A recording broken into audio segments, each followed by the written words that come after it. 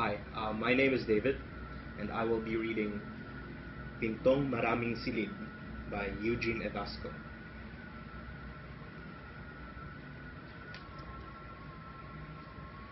Pinto akong maraming silid, pinto ako tungo sa hindi mabilang na mundo.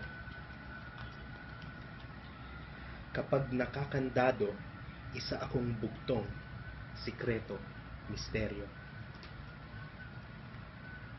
Lumilitaw ang mga lagusan, daan at lansangan sa bawat pagbukas sa akin upang makalaya kayo sa apat na sulok ng silid.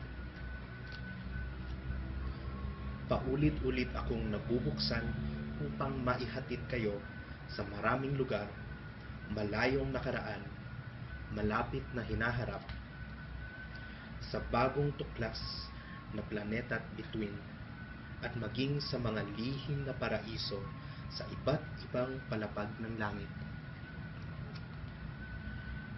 Nakatatak sa aking gulugod ang inyong pupuntahan, nakaukit sa aking balat at bawat himaymay ng aking laman ang aking manlilikha. May matutuklasang mumunting hiyas, mga butil ng ginto, sapiro, at kung swerte pa, kristal na luha ng mga bituin kapag ginalugad ako ng isang manlalakbay. Hindi ako nagsasara kanino man, bagong silang man hanggang nasa dapit hapon na ng buhay.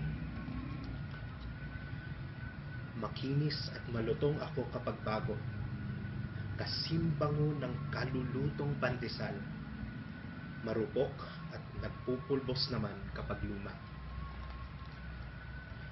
Noon, nakaukit ako sa malalaking tipak ng bato o sa mga bumbong. Ngayon, maaari na akong umilaw, tumunog, buhayin ng kuryente at sayawan ng maliliksing daliri. Kaya akong ipaghele ng isang palad o kaya yapusin ng mga braso. Kasama ninyo ako sa pananaginip na magkaugat at pangangarap na magkapakpak at makalipad.